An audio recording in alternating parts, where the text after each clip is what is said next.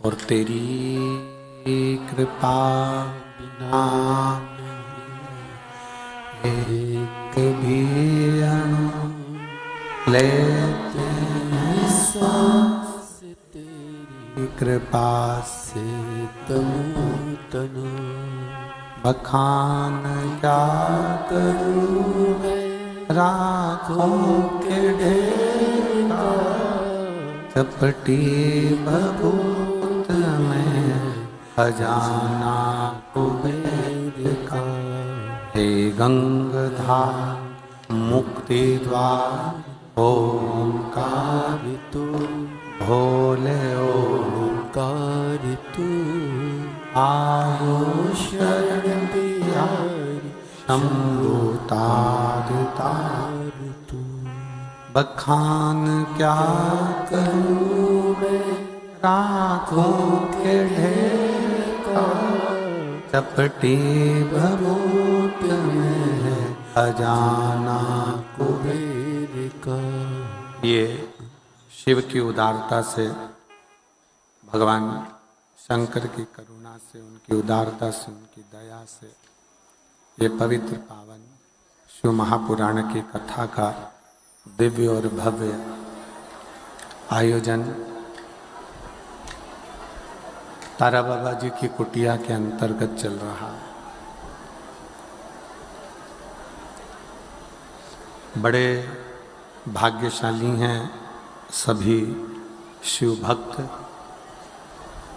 जो एक संत के घर में बैठकर सत्संग कर रहे हो और संत का आशीर्वाद प्राप्त कर रहे हो।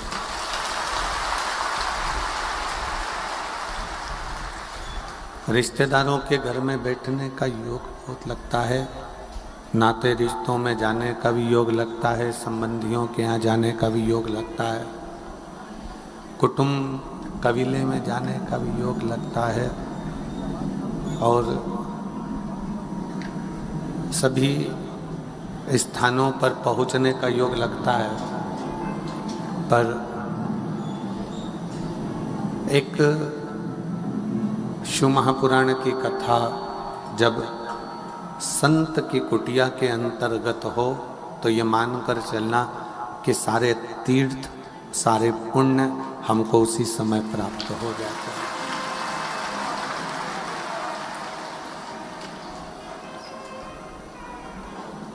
हमने पहले भी कथा में एक वर्णन किया कि शिव विश्वास, शंकर भगवान एक भरोसा, एक विश्वास।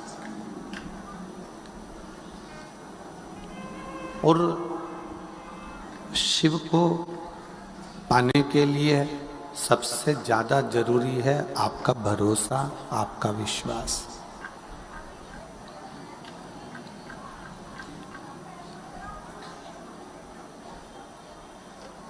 तैतीस कोटि देवी देवता में अगर सबसे जल्दी राजी होने वाले देव हैं तो देव अधिदेव महादेव स्वयं शिव।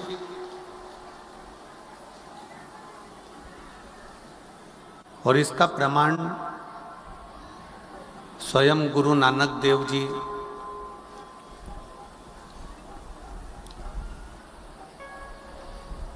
जब महाराष्ट्र की पवित्र भूमि पर पहुंचे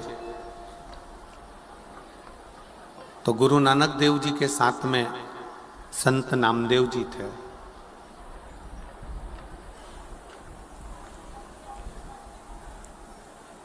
ओंडा नागनाथ में गुरु नानक देव जी भी बैठ गए और संत नामदेव जी भी बैठ गए।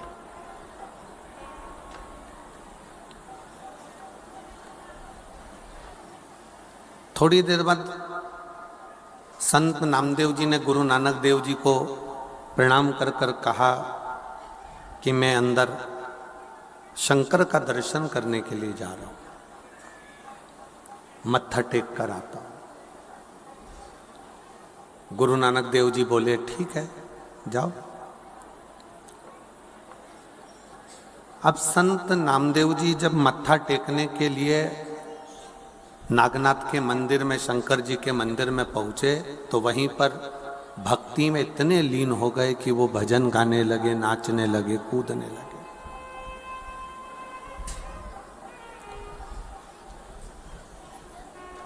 मंदिर के जितने पुजारी थे, मंदिर के जितने संत थे, पुजारी थे, पंडित थे, उन्होंने नामदेव जी को उठाकर मंदिर के पीछे फेंक दिया।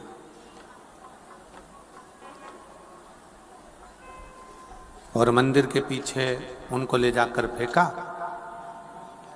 नामदेव जी की आंख में आंसू भर गया, नामदेव जी की आंख से आंसू बहने लगा, नैनों से नीर बह रहा।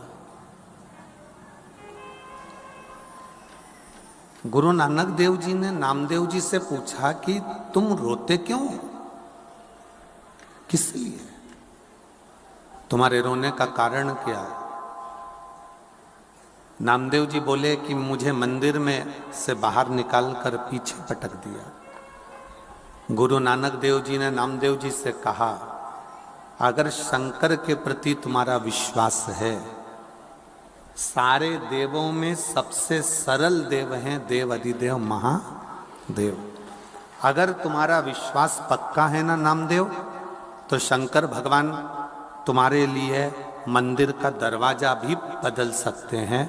और आज भी भारत की भूमि पर एक मंदिर ऐसा है औंढा नागनाथ का, जहाँ पर नामदेव जी ने गुरु नानक देव जी का कहना माना और भगवान शंकर की भक्ति में ऐसे लगे कि मंदिर का दरवाजा भी बदल गया। नामदेव जी जहाँ थे वहाँ हो गया और मूल स्थान पीछे हो गया।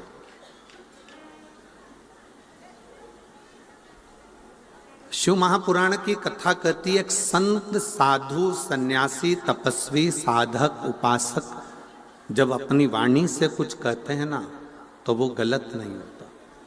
जैसे अभी श्री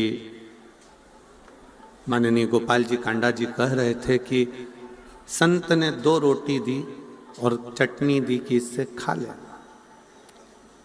अब समझने वाला समझ जाता कि वो 2 रोटी नहीं, 2 बालक ही एक संत ने गोदी में डाल दिए हैं कि ये 2 गोदी में बालक आ गए।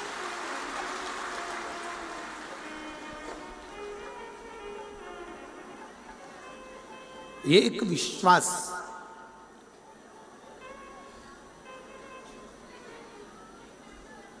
आज भी भारत की भूमि पर ऐसा मंदिर है औंढा नागनाथ का, महाराष्ट्र में, जो मंदिर उल्टा है, बिल्कुल विपरीत।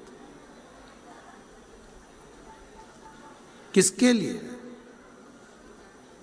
एक संत के लिए, एक साधु के लिए, गुरुजन के लिए, तपस्वी जन के लिए।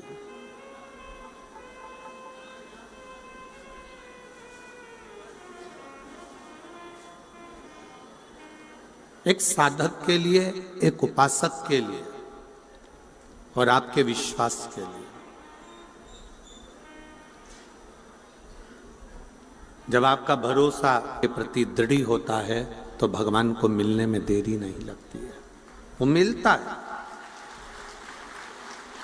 अब कोई कहे कि हम तो इतने दिन से जल चढ़ा रहे हैं, या इतने दिन से भजन कर रहे हैं, या इतने दिन से पूजन कर रहे हैं, या इतने दिन से आराधना कर रहे हैं, अर्चना कर रहे हैं, पर वो आने में इतनी देरी क्यों कर देता है? किस लिए?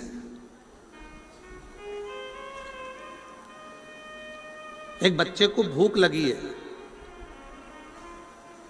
छोटा सा बच्चा है, भूख बहुत तेज लग रही है, माँ के हाथ में दूध की बोतल रखी है,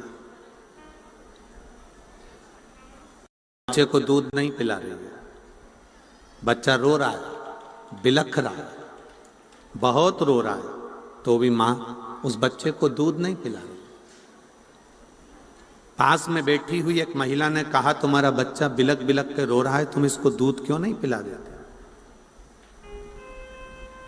तुम इसको दूध पिला दो, तुम्हारे हाथ में ये बोतल में दूध रखा हुआ है और तुम पिला नहीं रही हो। पूरी ट्रेन में जितने लोग सफ़र कर रहे थे उनने कहा कि इस बच्चे को दूध पिला दो, तुम्हारे बोतल में रखा हुआ है, पर माँ अपने बच्चे को दूध नहीं पिला रही, बच्चा बिलख बिलख कर रो रहा। क्यों? उस माँ से पूछा गया कि तुम अपने बच्चे को दूध क्यों नहीं पिला रही हो? तब माँ ने कहा, ये दूध बहुत गर्म है अगर मैं अपने बच्चे को पिलाऊंगी तो उसका मुख जल जाएगा, इसलिए मैं उसको दूध नहीं पिला रही,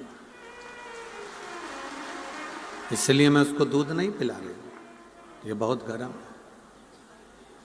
दूध ठंडा हुआ, माँ ने दूध बच्चे को दिया, बच्चे ने पिया। बच्चा दूध को पी लिया।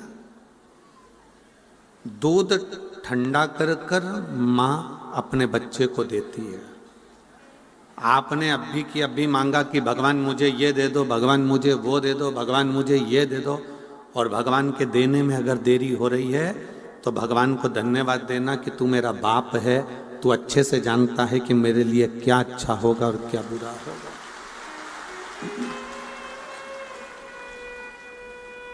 मेरे लिए क्या श्रेष्ठ है और क्या श्रेष्ठ नहीं है, ये आप जानते हो, आप पहचानते हो।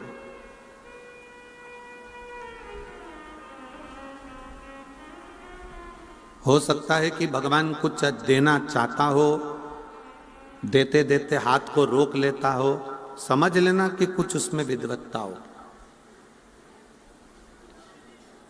कुछ उसमें श्रेष्ठता हो, और देगा। जो तुम्हारे लिए श्रेष्ठ है वो देगा, उसकी श्रेष्ठता होगी।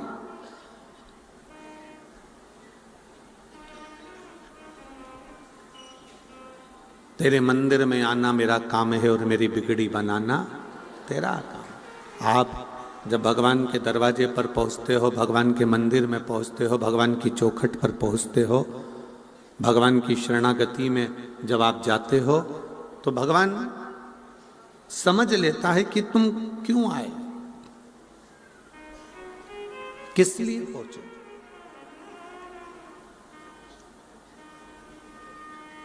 एक बार माँ जगतजननी जगदम्बा माता पार्वती जी भगवान शंकर के साथ में कैलाश पर बैठी हुई थी, और भगवान शिव बड़े अड़बंग होकर बड़े आनंद के साथ बैठे हुए थे। शिव पार्वती से बात कर रहे हैं, पार्वती शंकर जी से बात कर रहे हैं। और एक निवेदन ये कथा कर रही है, शिव महापुराण की कथा शंकर भगवान के और पार्वती के चरित्र से निवेदन कर रही है कि एक बात अपनी चित्त वृत्ति में बिठा कर रखो। जब पति पत्नी दोनों घर में रहें तो निवेदन है कि उस समय पर अपने हाथ का मोबाइल, चाहे कटे हुए सेवफल का हो, एप्पल का हो, चाहे कैसा भी हो, पर जितनी देर पति पत्नी दोनों साथ रहें उतनी देर मोबाइल को कहीं अलमारी में दबाकर रख दिया करो, जिससे दोनों का स्नेह बातचीत पूर्ण हो।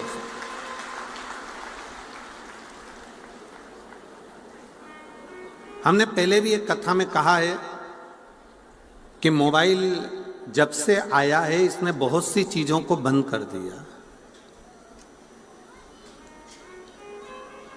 हमने पहले भी कथा में कहा जब से मोबाइल आया इसने बहुत सी चीजें खत्म कर दी।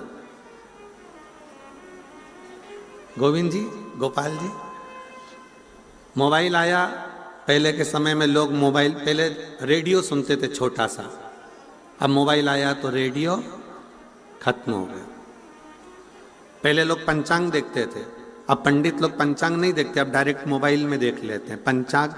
मोबाइल आया, पंचांग खत्म हो गया। पंचांग खत्म हुआ, रेडियो खत्म हुआ। पहले लोग टॉकीज जाते थे, फिल्म देखने जाते थे, मोबाइल आया तब से लोगों ने टॉकीज जाना, फिल्म देखना बंद कर दिया। टॉकीज खत्म, रेडियो खत्म, पंचांग खत्म।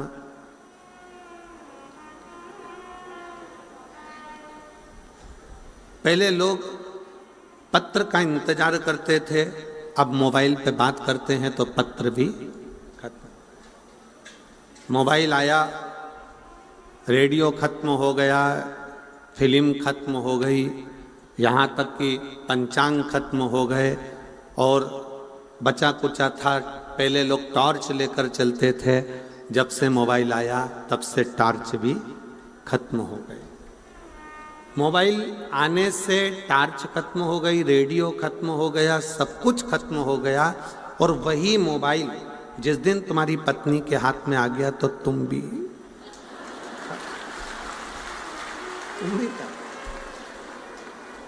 इसलिए सावधान इंडिया, थोड़ा सावधान रहिए।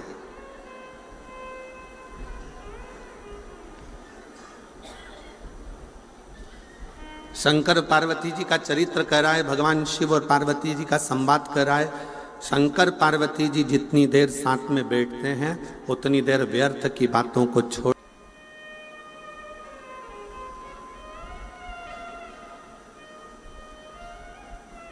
और शंभु शरणे पड़े मांगू घड़ी रे घड़ी, दुख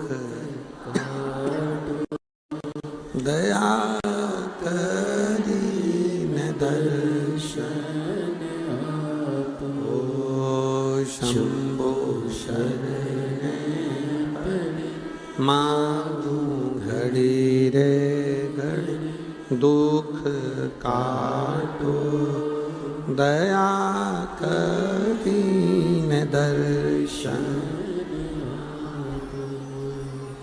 मोबाइल को थोड़ा सा, जब पति पत्नी दोनों साथ रहें, दोनों रहें संग में, तो मोबाइल को थोड़ा दूर कर दीजिए, थोड़ा दूर कर दो। मिठास नहीं आ रही, गला पकड़ रहा है, थोड़ा रूखापन ज्यादा है।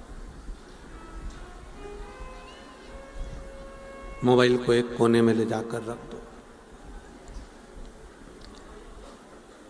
शिव जी और पार्वती माता, जगत जननी जगदम्बा और शंकर दोनों बैठे हैं, दोनों, और दोनों अपनी अपनी बातें कर रहे हैं। और उस बातों में पार्वती जी ने शंकर भगवान से बहुत से प्रश्न किए।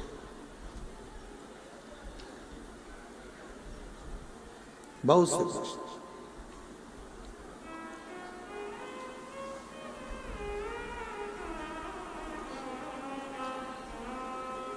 जैसे कल एक कथा शुरू में प्रारंभ हुई थी उत्तानपाद की। उत्तानपाद की दो पत्नियां सुनीति और सुरुचि का प्रसंग आया था।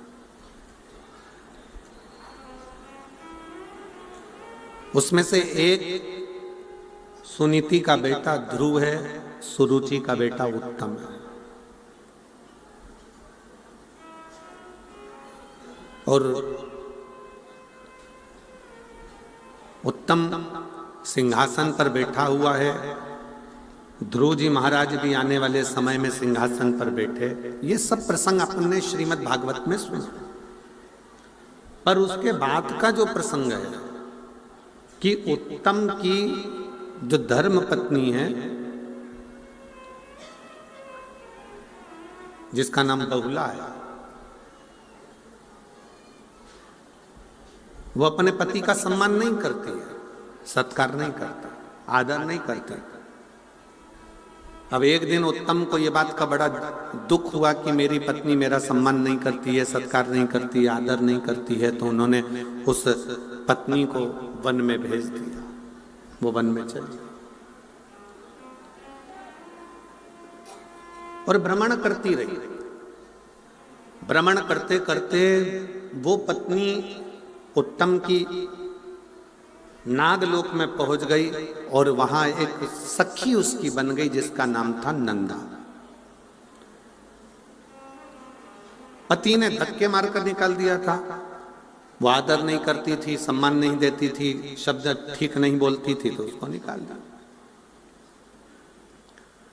नंदा एक दिन बैठी हुई थी और नंदा के मन में, जैसे शंकर भगवान माता पार्वती जी के साथ कैलाश पर बैठे हैं और दोनों आपस में चर्चा कर रहे हैं, बातें कर रहे हैं, वैसे ही बहुला ने नंदा से कहा कि मेरे पति ने मुझे निकाल दिया क्योंकि मेरी वाणी ठीक नहीं है, मेरे शब्द ठीक नहीं।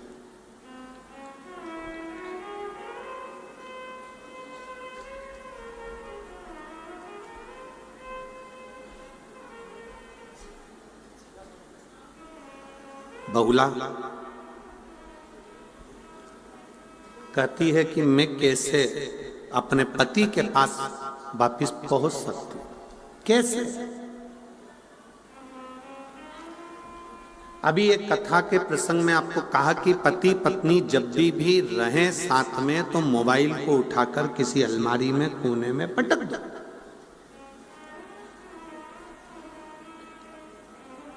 मैसेज करने वाले ने मैसेज करा है तो वो बाद में देख लेना। जब पति दुकान जाए, ऑफिस जाए या कहीं कोई काम में है तो आप अपना मोबाइल खोलो, देख लो, मना नहीं है, मैसेज तो कहीं जाने वाला नहीं।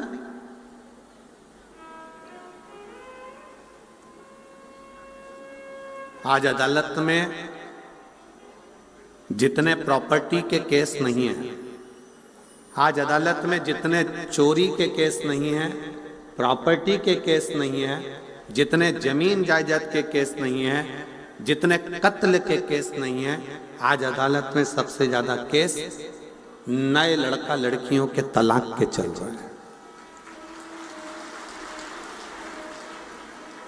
आज अदालत में सबसे ज्यादा केस अगर चल रहे हैं तो वो तलाक के चल रहे हैं।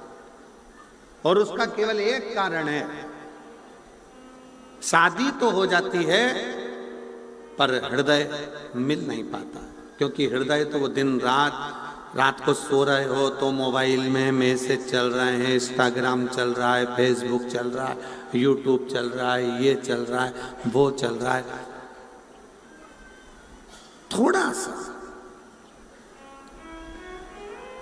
आप सबको मालूम है, लड़की और लड़के की जब शादी होती है तो सबसे ज्यादा जेवर माँ बाप अपनी बेटी को देते हैं और सबसे ज्यादा जेवर सास ससुर अपनी बहू को देते हैं। मालूम है कि नहीं मालूम है? जम के तो बोलो जरा। सास ससुर ने और माँ बाप ने सबसे ज्यादा जेवर सास ससुर बहू को दे रहे हैं और माँ बाप भी अपनी लड़की को दे रहे हैं। लड़के को क्या देंगे? ज्यादा से ज्यादा एक ब्रेसलेट दे देंगे, चेन दे देंगे, अंगूठी दे देंगे, थोड़ा बहुत पहनने का सामान दे देंगे। लड़की को हार भी दिया है, लौंग भी दिया है, नाक की बेंदा भी दिया है, पायल भी दी है, करदोनी भी दी है, और माँ बाप ने भी दिया और सास ससुर ने भी दिया। कभी आपको मालूम है क्यों दिया जाए? किस लिए दिया? क्या कारण है? जो लड़की के माता पिता बेटी को थोड़ा सा सोना चांदी का जेवर बनाकर रकम बनाकर देते हैं, और घर के जब लड़के की तरफ से भी जेवर जाता है तो हार पाटली सामान सब सोना चांदी का जाता है कि हमारी बहू को दिया जा रहा है। क्यों?